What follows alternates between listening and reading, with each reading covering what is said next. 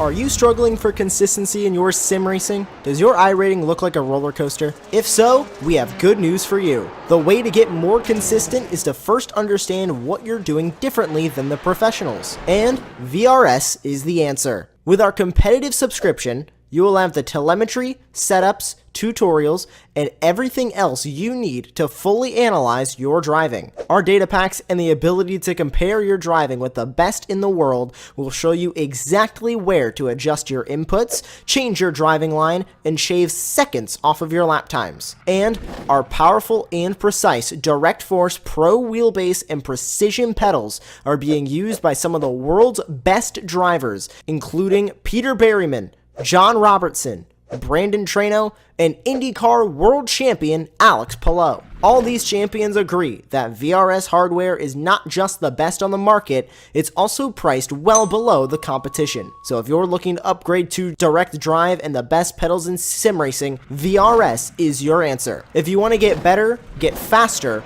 and make it happen sooner rather than later, you owe it to yourself to find out why so many people are switching to VRS. You'll be so glad that you did. Visit www.virtualracingschool.com and learn why the best use VRS.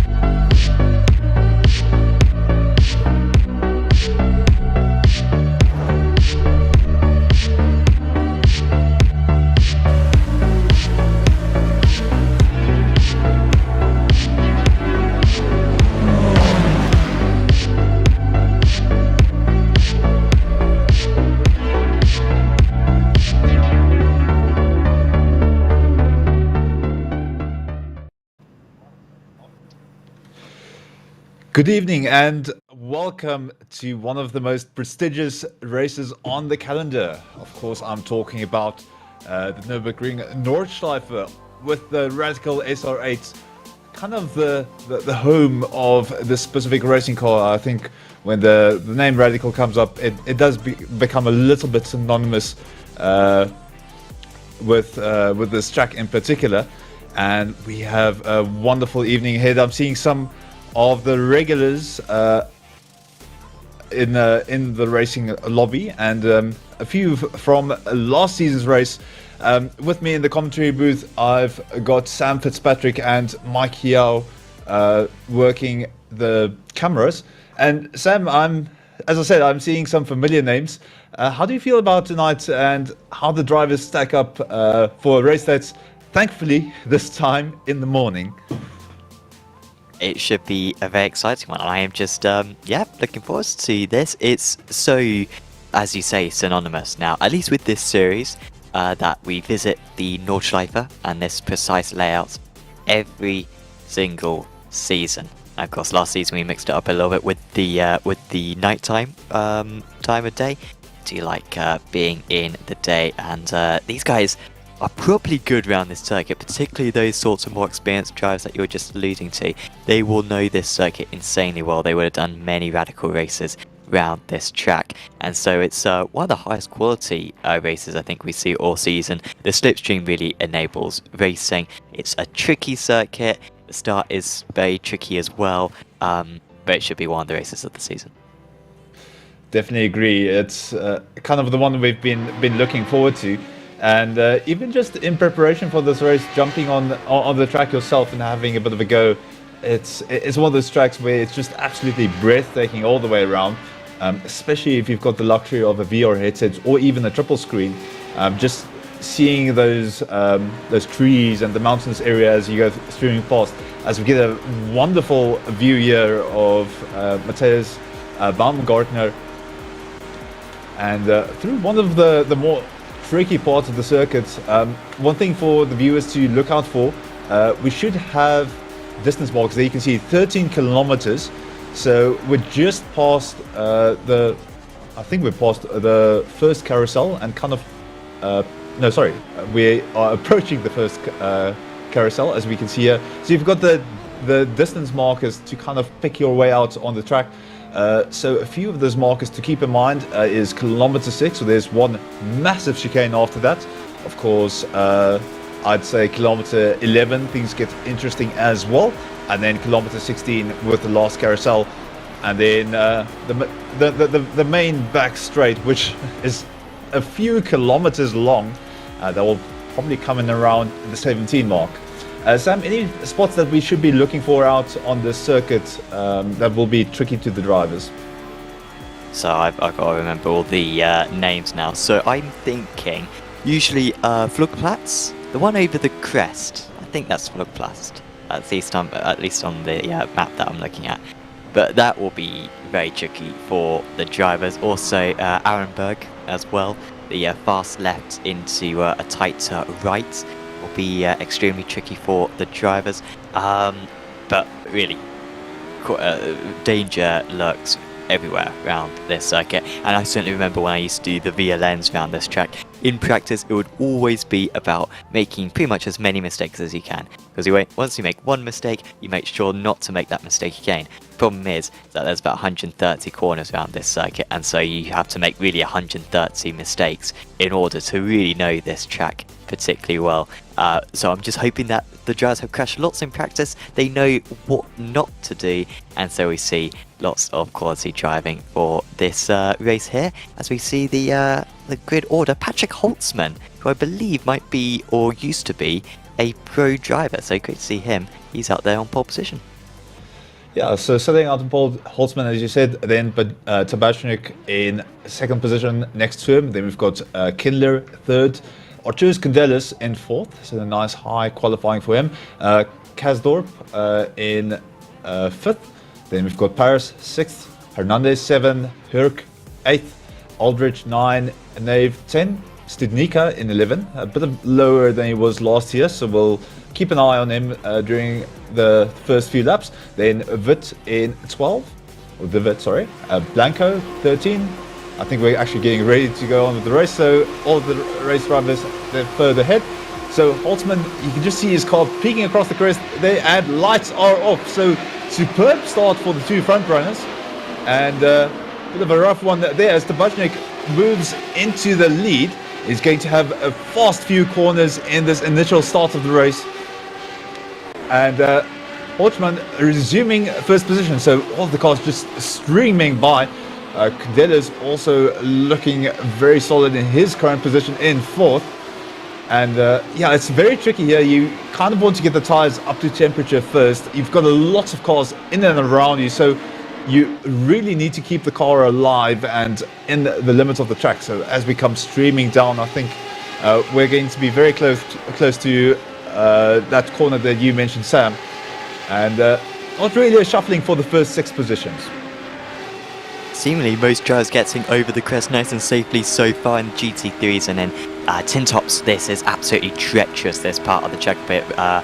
Betstig seems to have run a little bit wide. He may have been the one casualty on that part of the circuit, and then we head into this section as well. Overtaking is going to be possible, but so easy to rear end the driver ahead, and of course if you run through wide through the left, get onto the grass, you can easily make a dangerous retry through the right. So top 6 are the same orders they were before. Studnika, bit of bad news for him, he's 2 seconds behind. You can see we've got a front pack of 7 at the moment, and Studnika has been left slightly behind, albeit is up 3 places from his race start so far. And then we've got sort of another big pack all the way down to 15th place. Big kind of slipstream areas around the first part of the lap and around the last part of the lap, and then you've also got that long middle straight as well. However, around this sort of 6th of the circuit, you can start to pull away. It's all corners. Yeah, it's to me the Nordschleife is one of those areas where it's so easy to make up for an earlier mistake if you can kind of keep your mistakes to a minimum. But this portion of the track, one of the very tricky ones, I never could really master this braking zone that they've got coming up now. So you can see down the hill, heavy braking the zone, and then kind of a double left-hander. I know in real life this has got a bit of a speed trap for the usual drivers, with it being quite dangerous. Now look at this next corner, double left-hander up the hill. It's absolutely crucial that you get this one nailed. So unfortunately Kundelis kind of sandwiched there between Kindler and Kasdorp. Harris just looking on behind them, looking for a mistake from either of the three or any of the three drivers. And to me, this is one of the most beautiful parts of the circuit. You just see the trees flying past. Karsdorp looking at the rear of Cadelas, they're looking for any kind of opportunity, but at the moment, he really just has to stay in the draft, keep the speed up. And you spoke about that back straight as that middle straight, Sam, and that's exactly what we've got here, preparing for the carousel. And Tabashnik is a quality driver. He is going to need to drive out of his skin in order to keep up with Patrick Holtzman, because I was saying how he is a pro driver. He is actually an F1 Esports pro driver, and that is one of the very best in that case. I'm on his driver database records as they all get fairly close there. Tabashnik now 0.6 of a second behind. Got to have a good final sector here to be close enough for the slipstream onto the Dotzinger High. But he also won the 12 Hours of Sebring, that's the top split obviously, in 2020. Second place in the Daytona 24 Hours that same year. And generally he's just really good. And yeah, F1 Esports Pro Exhibition at least. I'm not sure if he's a permanent driver. Anyone who could let us know on here. But Patrick is basically what I'm saying is a super quality driver, one of the best sim racers in the world. And so for anyone to keep anywhere near him is going to be a huge effort. And you can see, despite the fact that everyone else is really closely coordinated, Holtzman, as he was in qualifying, just seems to be in a different league, and he's pulling away by really a tenth a corner right now. Yeah, no, that's definitely some impressive driving right there. And you spoke about being an F1 esports driver. It's always interesting to me because I looked a bit at the F1 battle that the YouTubers had with the Nordschleife. Of course, anytime a new car comes onto the iRacing service, everyone tries it around here. It's kind of the benchmark. And the W12, that's the Mercedes from 2021, looking very compliant over the carousel. It's a very different story here with these radicals, and if you see them go across the carousel, it's very bumpy, it's very tricky to keep the car in control. So it's always interesting to see the drivers from other fields also come in. And now we're coming to what I almost want to coin one of the most iconic parts of the circuit. We've got absolutely huge back straight, several kilometers, and it's always interesting to see how the drivers plan out their strategies, because it always comes down to keeping behind the driver in front of you and then waiting for the later part of the race. There you can see just the entire track stretched out in front of you and everyone drafting. So it's kind of a case of who blinks first, who steps out of line, and whether they're going to be vulnerable from not having enough overspeed, or because the draft, of course, being very powerful here. So Kundela stepping out and Karsdorp behind him also stepping out. We're going to go through wide into the last few corners. This is a bit of a tricky one as we get the left-hand kink. Harry is behind them, just looking for any kind of collision or any kind of mistake. And now it's going to come down to who blinks first. Karsdorp positioned very nicely. Kundela's backs out. He doesn't want to face the three-wide battle through the corners. And we've come to the end of our lap. Kundela's unfortunately losing out of position. Karsdorp making up two in that back stretch. Very, very good tactical planning from him there, but he's going to have to defend next time coming around. And unfortunately, it looks like the Israeli driver near Nave has had to come into the pits, maybe jumping the start perhaps there, Nave, or seemingly a stop and hold for 1 second. So that could have been a drive-through penalty or a stop-go penalty, sorry. So a little bit of a shame to see him drop the way down. But Tabashnik did a really good lap there. I mean, Holtzman is now out of draft range. Holtzman with complete control of this race. Tabashnik, though, was able to pull away from Kindler. And Kindler seems a little bit slow. I mean, Kindler's now dropping off the back of Karsdorp, albeit he'll make up most of that gap around this part of the lap. And so it's really important for Candelas, who's finished runner-up around this. Like, I believe the past 3 times we've visited here, and Josh Cam, I believe, has won on each of those occasions. It's not going to be the same again here. Josh Cam, unfortunately, not here to defend his Nordschleife crown, as Candelas goes all the way around the outside. It's pretty much flat out for these radical SR8s. Now he has the inside line banked on the outside. There is Schindler, and he gets a better exit as well. I think he should have the advantage. Surely got the better exit. Still, Kundlis isn't giving in though. He's going to be on the outside again through the double left-hander, and you really do not want to be sucked out into the wall. They go over the crest. Kundlis manages to get ahead. Great car control from him there. You'll have to defend from Kindler, but Kindler's now offline, and that's really going to allow Kundlis to pull away, and this will encourage the fight between Paris and Vandenberg. Yeah, it's very fortunate for Candelas. I absolutely hate that part of the track because I normally forget about the chicane and just go flying over. But superb track knowledge there from Candelas, knowing exactly where to place his car in the sequence of corners. So very good tactical planning. You can just see he's opening up due to that mistake from Kindler behind him, and Kindler and Paris and possibly Herc all in a locked battle. Someone just wanted to check, wasn't it Candelas that was in that heated battle that we have? I think we've got a replay of that in our Apex Racing TV social feed from last year. I think you're right, yeah, it managed to get its way into the iRacing top 10 of the month as well. That would have been back in December, I think, so that was particularly good. I've got a replay of what happened to John Aldridge. Unfortunately, I cannot see this one, Johan. I'm just seeing a car sat in the pits, so unfortunately a bit of technical difficulties on our side, but he has dropped back to the 23rd position, so something unfortunate happening there to Aldridge. It's a bit of a pity because he is a very, very capable driver.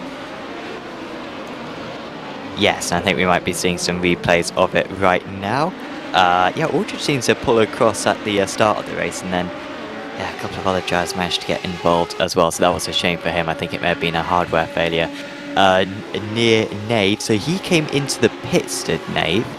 I think, I mean, oh, he didn't deliberate. No, I think that was deliberate, yeah. I thought he may have accidentally spun into the pits. I don't think he did. He did come to a stop for 2 seconds. I think it was a stop go penalty. Oh, this game very close. Kindler now just only ahead of Paris Agus, the Argentinian driver. Kindler though hanging on, but all this bat is just enabling Candelas to pull away. Yeah, it's Candelas is probably smiling from ear to ear. It's a bit of a tall order for him to reach up to Basnik, but I think Kazdorp is definitely within his reach for the rest of this race. But the battle currently to watch here is Paris. Again, the ham in the radical sandwich here around, well, I think it's the middle portion of the circuit. There you can see the 15-kilometer marker. So yes, we are indeed in the middle and thick of it. Probably one of the trickier parts of the circuit, especially these series of corners and the fast downhill left-hander. You really need to balance the car on the throttle. It's so easy to step out the rear. These cars, of course, not having any traction control. So you really need to be on top of it. It's a very pure driving experience. Of course, these last few corners, you've probably seen a few YouTube videos of BMWs spinning out due to drivers trying to drift them. Not exactly sure why you would do that if you've got such a nice car. But Kindler definitely keeping his car under control as he looks at the rear of Candelas. So Candelas a bit further up the road than Kindler would have liked. Paris has dropped back behind Herc, so that battle ending unfortunately. And yeah, I'm just going to take this quiet moment before we reach the backstage to straight to thank one of our sponsors, Virtual Racing School. So you can use them to improve your on-track performance with 50 plus data packs for road and oval racing. They've got setups, track guides, data analysis software, which is very useful if you want to look in detail at your lap. And they also have one-on-one coaching if you would so desire. So definitely go give Virtual Racing School a bit of a look. And onto the back straight we go. So Candelas is definitely safe for this portion of the lap. In front of him, that looks like Kazdorp and Tabashnik having a bit of a battle near the end of the straight. And Tabashnik a bit further down than the previous, so he's fallen behind Kazdorp. Still sitting there on the rear of his opponent, only a few, less than a tenth separating them. So he's kind of gearing up for the end of the lap, looking for any sort of opportunity unfortunately, I do think he has to back out a little bit. There is no space here around the Nordschleife, so definitely has to back out there. Blanco, and that looks like Puticus behind him in the battle. Woodward also, again, the ham in the radical sandwich, as he's found his way behind Puticus and in front of Alan. So the three of them sticking together. So I apologize. There was not Puticus in the battle with Blanco, but instead Kyriakopoulos. Yeah, Kyriakopoulos up 6 places from his start. Gross has had an off, but I think he's back on the track. That's what happened. Oh, he's just been pushed along, hasn't he? Fortunately, there won't be too much damage on that car, as far as I'm aware. That's pretty much as light a contact you can have around that part of the circuit. That went remarkably well, all things considered. Paris now trying to catch up. Slightly unusual line there from Vanden Hurt, kind of opening up the inside originally. He's opened up the inside again. Maybe he's got enough confidence around the outside through the left-hander that he knows he'll have the inside for the right. He just seemed to lift off there. So Paris racing in the Eiffel Mountains. Paris racing in the Eiffel Mountains. Hopefully everyone appreciates that one. It took me too long. There you go. Powering above the rest, if you will, in the Eiffel Mountains is Paris. I can't explain it. It's just top quality humour, isn't it? He's back up to 6th. It's not an Apex Racing TV radical stream without Sam making some kind of pun. I do apologize for my lack of comedic awareness. We're just focusing on a few other things on the track. So we're already into our 3rd lap of racing. We only have 5 laps, of course, 5 very long laps, but the time has absolutely flown by. So something to start expecting from this lap onwards is some tactical maneuvering from the different opponents. So up to this point, if there was an overtake, it was due to some drivers having a very big advantage in terms of pace or some kind of mistake being made. But now for those drivers closely matched in close proximity to one another, it all comes down to who overtakes when, because you don't want to leave yourself vulnerable for the last lap, but you also want to get the overtake done while your tires are still in a semi-fresh state. Kyriakopoulos has had a problem. He has crashed. You can see him dropping down the order. I'm sure we'll get a replay of that as soon as possible. And here we are. So he was battling with Blanco, of course, as Blanco hit the rear of him. No, Kyriakopoulos just driven it a bit too deep. Then there was contact, maybe netcode. Blanco will certainly have damage from that. And through past the pair of them was Gaultier and also Puticus, albeit the Uruguayan driver is still going. No sponsor team. I'm not sure if that's a legit name. Very good name if that is the case. There you go. Just very slow was Kyriakopoulos around that corner. Overdid it through the right. Had to be very slow through the left. And Blanco just making a bit of contact. As we see Paris once again.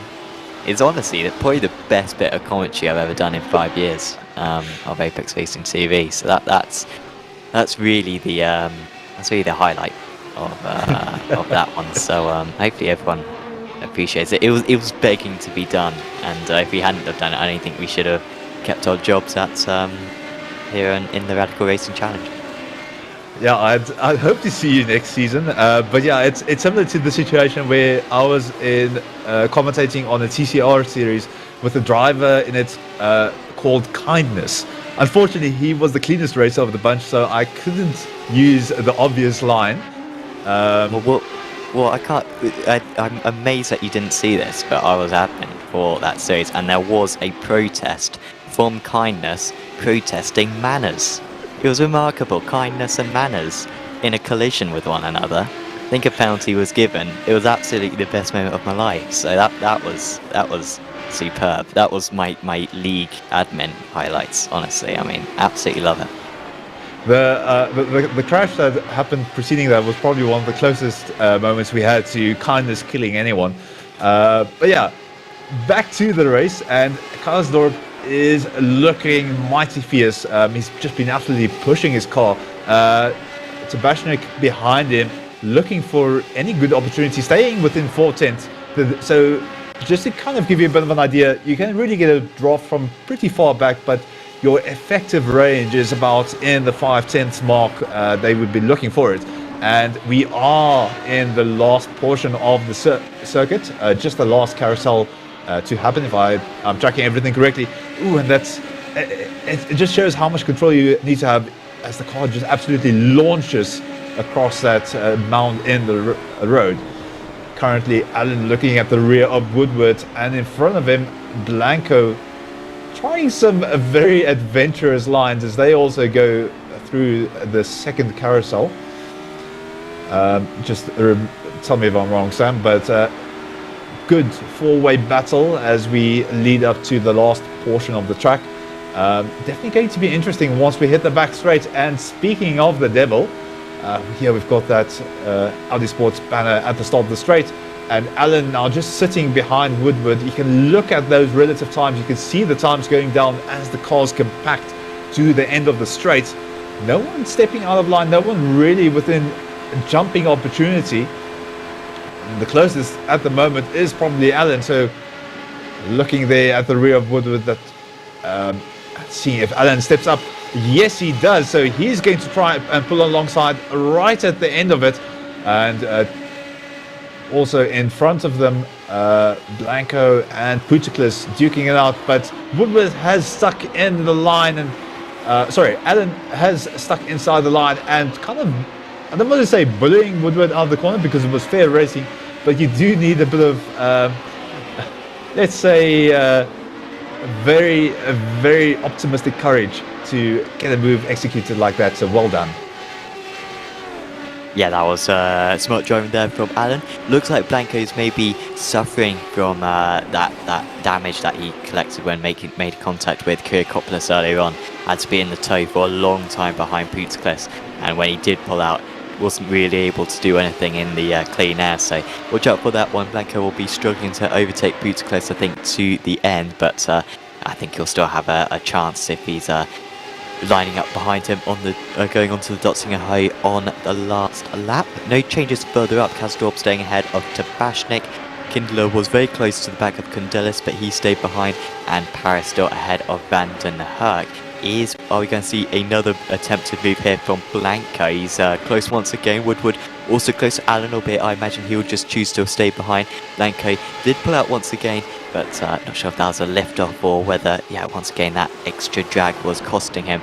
He backs out of it. There's Kasdorp still just ahead of Tabashnik. These guys have got to keep their pace up because Kindler's got a new lease of life. He was dropping back in the early stages, but Kindler's really got some confidence back now. And Kundelis as well is driving decently. These guys pulling away by about 2/10 a lap at the moment, but just a little bit of battling for these guys will certainly make this into a four-way battle. That would be something really nice to see at the end. I'm just going to take another moment to thank another of our sponsors, SDK Gaming. So that's the live virtual HUD that we're currently using. So you can use it to add a live virtual to iRacing, show timing towers, enhanced relative boxes, mini maps, fuel calculators, and more. You can also stream to Twitch with the most complete overlay on iRacing. You can broadcast the league and series. SDK also syncs your commentary team's cameras so they can focus on the drive, and the overlay can be that of your broadcaster. And then you can adjust your team's strategy on the fly with the most accurate live timing on iRacing. You saw some of the weather data on the side there as well. Van den Herk sitting right on the rear of Paris. I think Paris is done cruising and now he's really thinking about battle plans. The track map giving us a wonderful indication of where we currently are on track. So you've got those two red dots, and you can see that little ball on the track. That's the first carousel that we're heading into. So it's going to be interesting to see how the cars set themselves up for it. Paris very painfully aware of that car merely hundredths behind him. Putiklis also in the battle here with Blanco, as Blanco is side by side. And a bit of opportunity. Unfortunately, Putiklis on the inside line, a bit of a shorter distance to drive, and he's able to pull out in front of him, behind him as well. Battle kicking off. I think that might be Alan, Nave, and Martinson. A three-way battle here. So difficult to pick out the drivers, but 6 drivers all in close proximity to one another here in the last part of the lap. So everyone's come together. I think that's... goes Nave. And is he going to collect Hessman? No, just about to, boys. That's a huge shame for Nave, who remember had to come into the pits on the opening lap. He was coming back strong, and I think would have beaten all of these drivers. And now Blanco's had a separate incident. So Blanco, who was near the front of that train, he must have hit the wall because he's gone off at a very high speed point of the track. And let's see what happened to him. Has he tried to go up the inside? No, he's waited behind. Oh, he's just kind of lost grip in the traction, and actually he has escaped damage. Didn't get beached as well, so really fortunate to still be in the race. He's got 5.5 seconds to catch. I think he will probably catch up to the back of the pack by the end of the race. Honestly, they're going to really be costing each other a lot of time, I imagine, fighting. But it has certainly hurt him a lot. So unfortunately, we went from 7 cars there down to 5. But this could still be a very epic battle to the end because Martinson and Hestman look really quick. They're sort of under the radar, closed in on these drivers significantly. And also just a shout out to Rick in a Hat in the chat. I didn't mean that to rhyme. Is just saying, let's give it up for John, dropping out of the race to give everyone else a chance. And I absolutely agree, John. Super nice guy. Of course, race winner in this race at least once. He won at Bathurst. I think he may have won other races as well, and I think he pretty much had one hand on the trophy for this race as well, despite the fact that he was starting in 10th place. It was inevitable that he was going to find himself to the lead. So yeah, good guy is John, and hopefully we see that more of that generosity come next season, really giving his iRacing to those who need it. Yeah, and man, I think everyone wishes my drop out of the race is Holtzman. He's just been absolutely checked out in the front of the race. I would make the kind suggestion that he leaves the F1 Esports to come maybe do iRacing, because he's really done a superb job. We haven't seen much of him. It's the tricky part if a driver kind of outperforms the field that well, because it's not as interesting to watch a car on its own, but superb driving there from Holtzman to pull her out in front with 7 seconds. But now here we've got Woodward, Allen behind him, and Matheson, all 3 in close proximity to one another. So Allen pulling out of the draft there. Unfortunately, you've got Putiklis in front of there as well, so I think he's going to be safe. But there, Matheson, 3rd car to pull out, and he's got a bit of an inside line. Allen is going to decide to dart back into the draft, and now Woodward wants a bit of an opportunity here on Putiklis. So it is all over the place, and they've kind of fallen back into order. But unfortunately, Allen losing out the tactical battle there. It's such a difficult one about who pulls out when, and we're taking the white flag. So last lap of racing, and it's going to be one hell of a lap. Yeah, it'll be quite easy for Holtzman from this position. 7.2 seconds clear of Kazdorp, who stayed ahead of Tabashnik. Kundler's lost out to Kindler on that last lap, and their Batsing has invited Paris and Vanden Herk to this battle.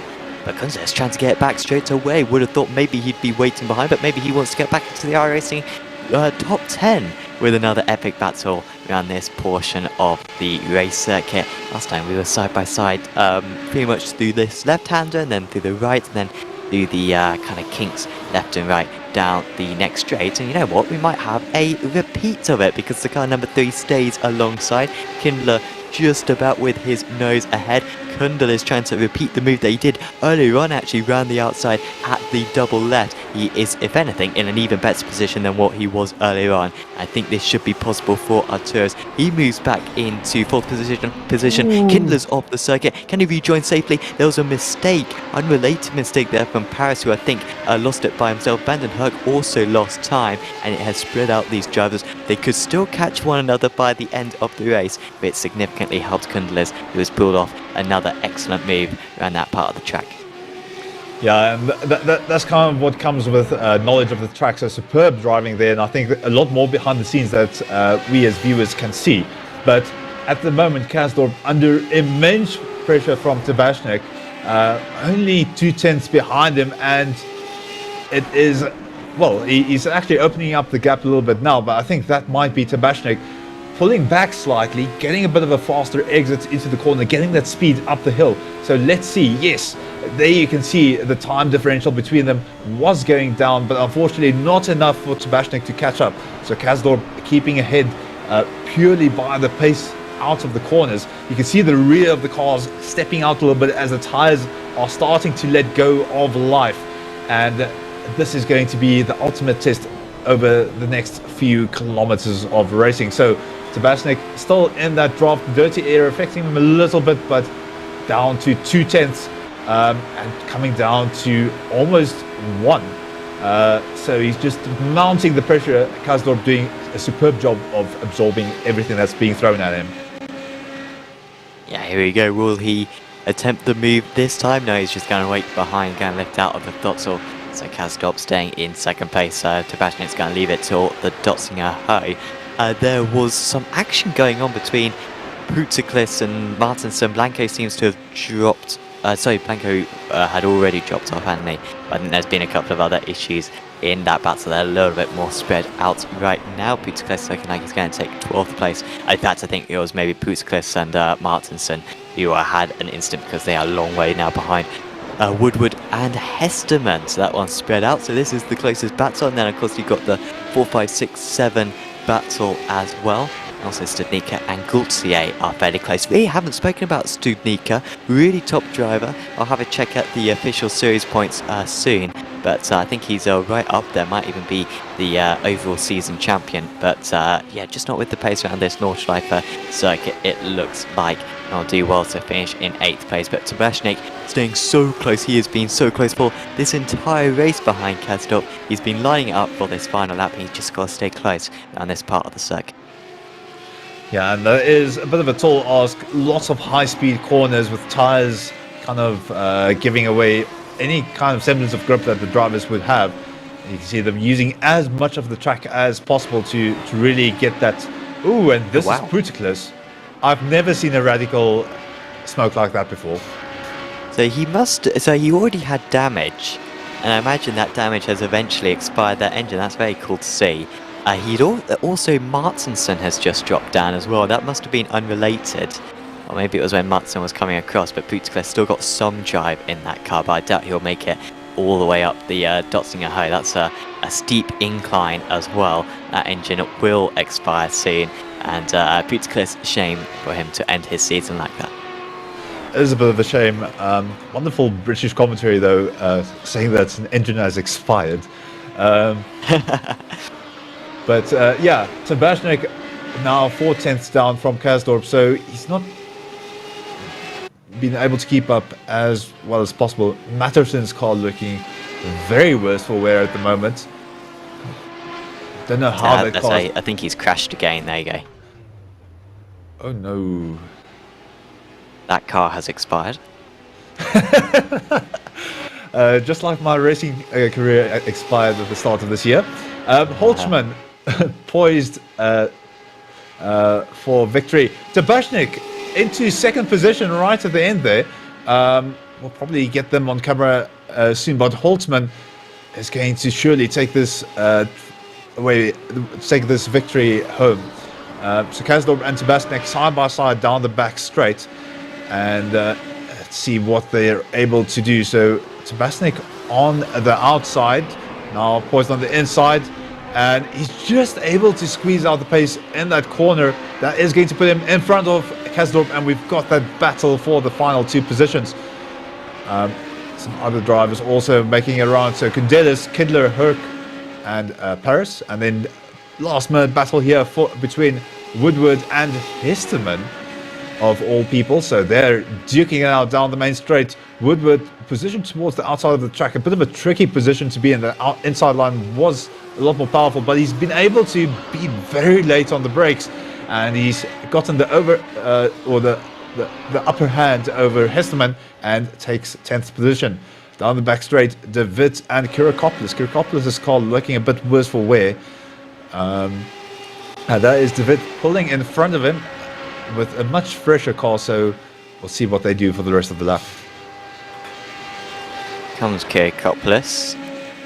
And yeah, both got a lot of damage, but yeah, that De Wit car looks a little bit better. And I think that will just about get him that position, 15th place, unless there's any inspired move of Kyriakopoulos. Credit to Kyriakopoulos for even getting to the end, honestly. I thought he was out of the race early on when he made contact with Blanco. Blanco got 13th.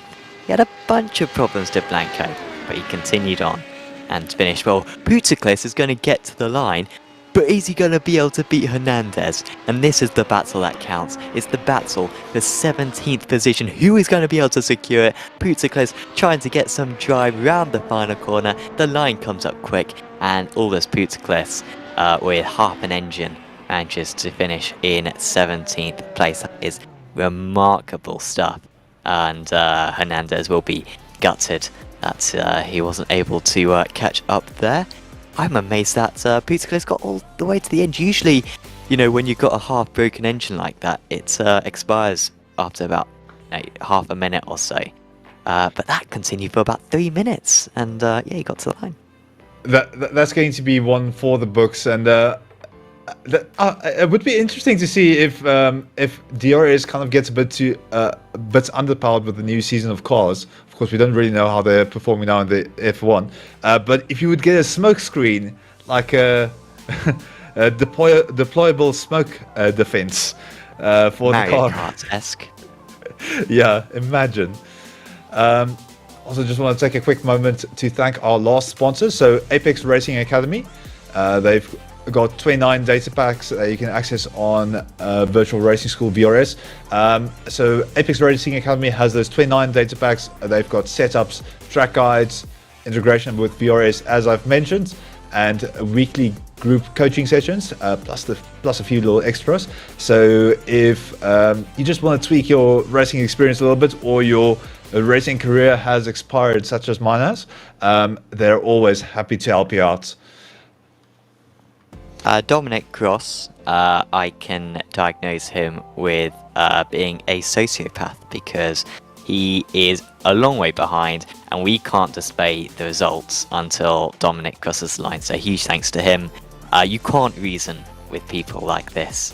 He's an he's a maniac, is Dominic, and yep, he just wants the world to burn, unfortunately. So huge thanks to him for ruining our displaying of the results. However, maybe before we go to the result, because we've still got 2 more minutes of this to go, maybe we could jack up an interview, perhaps.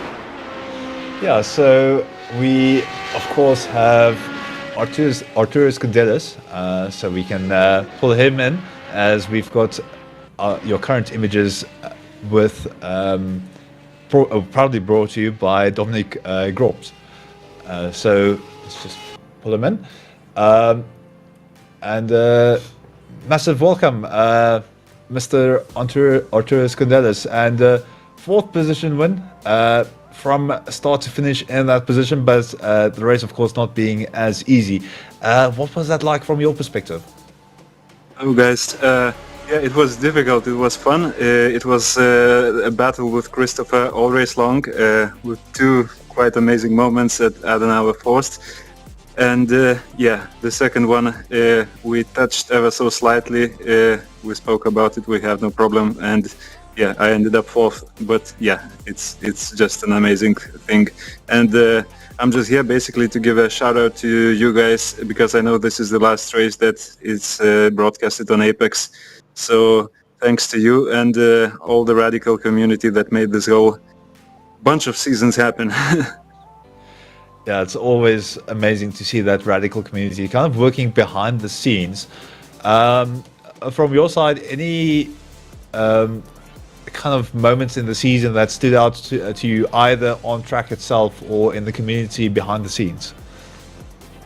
Not really. I wasn't active enough this season. I didn't take part in all the races, so I was waiting for the big one today. So yeah, that's pretty much my highlight of the season, and it was very enjoyable. It's always amazing to see kind of the specialists come back, and we saw your knowledge of the track came in very useful. I mean, we saw that epic battle. I think that was on iRacing's top highlights for the end of last year. I think, if I remember correctly, either December or January. But you really had a good knowledge of the track. Was that something that really helped you throughout your battles in the race, or do you feel like it was more just kind of instinctual feeling of knowing your car's capabilities and doing everything possible to get ahead? I like to think it's a knowledge, but as we saw today with Patrick in P1, there is knowledge, and then there is otherworldly knowledge. You know, it's you have to sort of understand. Even though you think you're okay at the track, there's still miles up above. You know, where you can improve. So I prefer to be modest in this case, but yeah, those specific corners, like I don't know, Forest, where it's super hard to overtake, where it's almost impossible to race side by side. If you're sort of know where to place your car when you're next to another driver, it really helps in comparison to when you've never done this before. So yeah, it's you know, it's an enjoyable aspect of racing the radicals around here instead of just following around until the last chicane. Definitely agree, and it's amazing for us to watch as commentators as well. Last little question I have for you before I let you go. Any tips that you would have for people looking to get started in the radicals for next season, or people that really want to start practicing in this car and maybe extract the most potential that they can? Hearing rumors that the Radical is going to be updated for next season, so who knows what's that like. But other than that, stay smooth, stay accurate, and enjoy it. You know, that's all I can say on that. Definitely agree with you. And then any people other than the Apex Racing crew that you want to send a shout out for? Oh yeah, the whole Discord community, the Lithuanian guys who are supporting me watching the races, to my good friend James, and thanks to all of you guys. It's been an amazing ride, and I hope to see you in another series, I suppose. Awesome stuff, and also thanks to you, Arturus. Arturus Candelas, everyone. Thank you so much for your time. Thanks, take care. Thanks, you too. So yeah, that's Sam. That kind of brings a close to the season as we finally get our race results up on the screen. Hooray! Yeah, there they are. And yeah, thank goodness we got them in the end. And Dominic, you tried your best to take the results from us, but got them nonetheless. Holtzman with the win, 11 seconds clear of Tabashnik. That is insane. And it really does just show Holtzman absolute alien. I think Tabashnik is borderline alien, but Holtzman absolute alien. You don't know how these guys do it. So far clear. Kazdorp rounding out the podium. Gonzalez was best of the rest. I think he seemed quite pleased with that result. Then it was Kindler, Vandenherk, Paris, and Eiffel Paris. Oh, brilliant. Stanika in 8th place, Gaultier in 9th, Woodward in 10th. It was Hesterman, Allen, Blanco, Baumgartner, DeWitt, Kyrikopoulos, Putiklis, Hernandez was in 18th, and then it was Gross, Good Riddance, Martinson, Nave, Vetstig, and Aldridge, who was super generous. Thanks to John Aldridge for pulling over at the start of the race and promoting everyone up one position. True gentleman, if you've ever seen one.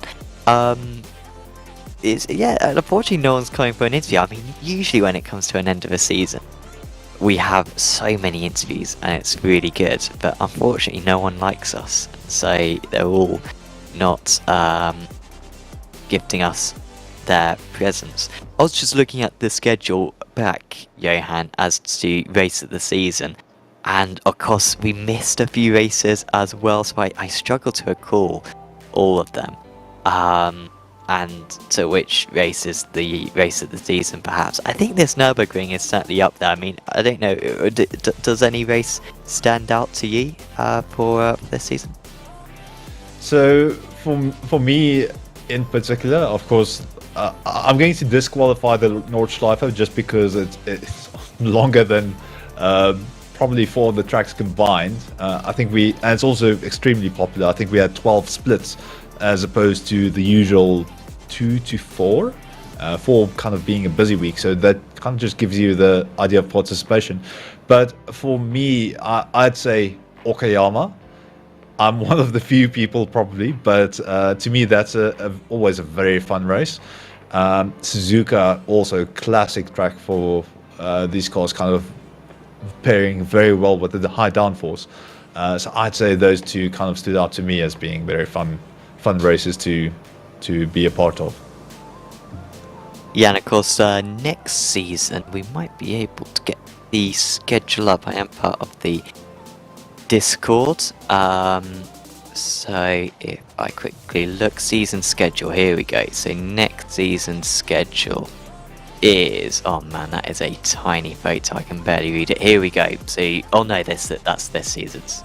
Okay, I'm not sure what next season's schedule is. I should have done some preparations beforehand, but I'm sure next season's schedule will be very good. And of course, do check out the Radical, everyone, because the schedules are usually quite good. A couple of free circuits on every single season, whether that be Alton Park, Laguna Seca, Koyama, and then a lot of popular circuits. Spa on the calendar most seasons. Of course, Nordschleife as well is always the final round of the championship. So go check out the Radical, and hopefully, if there is a new Radical, if there's a new update to it, that would be incredible, because it is over 10 years old is the Radical. I think it's about 12, 13 years old is the Radical SR8. So absolutely ancient car, but it's still a lot of fun to drive. So do check it out on iRacing. And just goes to show that the classics do stay classics. Speaking of schedules, so what's coming up on Apex Racing TV for this weekend? So on the 5th, we've got the Finding Speed GT3 League, round 1 at Imola. That's going to be an interesting one. Then we've got also on the 5th, Formula 3.5 Championship, week 12 at Interlagos. So if you've got a bit of a F1 itch to scratch before the actual season starts, there is some open wheeler racing for you. Then SRF Weekend Warriors, that's going to be on the 6th, and that's around 12 at Charlotte. Also on the 6th, we've got IGP Fun F3, a VRS sponsored by 3D Rap, so F3 cars, and that's going to be at the Hungaroring. So some close quarter racing there for the F3s. On the 7th, so that should be the Monday if my memory serves correct, we're going to have the Apex Racing League Mazda Cup around 7 at Laguna Seca. Of course, I think that's also one of those iconic pairings, so that should be a very, very good race to watch. Ricmotech World Challenge round 4 at Mid-Ohio, that's going to be on the 8th. And then also at Mid-Ohio, we've got the Ray Esports Racing League, and that will be on the 9th. And then we've got Apex Racing Academy Porsche Cup Championship, round 9 at Knockhill. Don't know which demented mind came up with that track list, but Porsches around Knockhill, that will be interesting. So that's, as I said, on the 9th. If you do want to keep up with what Apex Racing TV does, you can of course check us out here on YouTube. Please do subscribe, hit that bell icon so you can actually be notified of the broadcasts going live. And then you can also of course check us out on places like Twitter, Instagram, also just under the name of Apex Racing TV. Then from myself, from Sam Fitzpatrick and Mike Yao, we thank you for staying with us for so long. We hope you have a wonderful weekend. Hope you have some fun racing as well. And we will see you for the next season of the Radicals as it comes up. Thank you very much. Have a good night.